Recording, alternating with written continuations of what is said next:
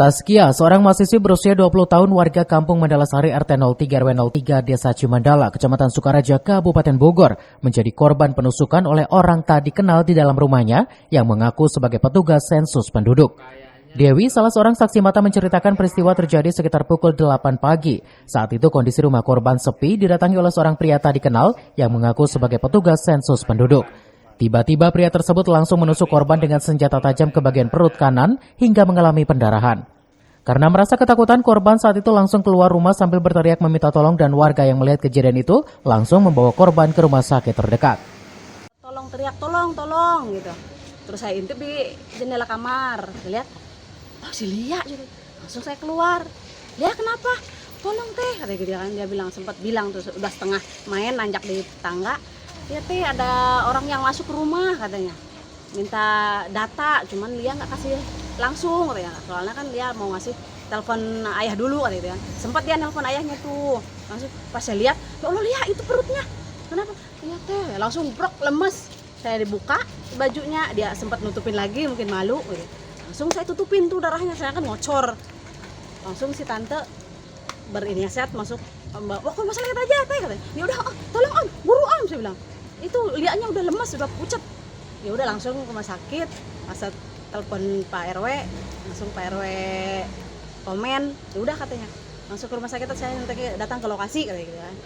Ya udah gitu. Ya. Buat ini apa? Sensus. Sensus.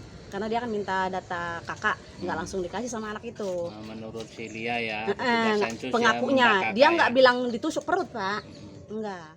Pagi saya lagi di jalan, sekitar jam 8 lewat 8 menit lah, ditelepon warga setempat bahwasanya ada kejadian, teriak-teriak minta tolong atas nama Taskia, umur kurang lebih 20 tahun.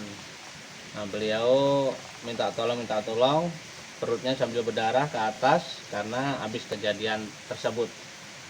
Ciri-cirinya pakai sweater yang langsung ke kepala warna abu-abu, celana hitam, bermasker. Nah, beliau ingin masuk ke ruangan ini, ketok-ketok sementara dibukakanlah dengan si korban. Ternyata korban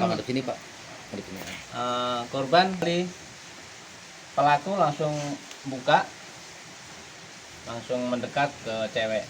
Akhirnya berantemlah di situ. Di situ saya juga nggak tahu kronologinya seperti apa.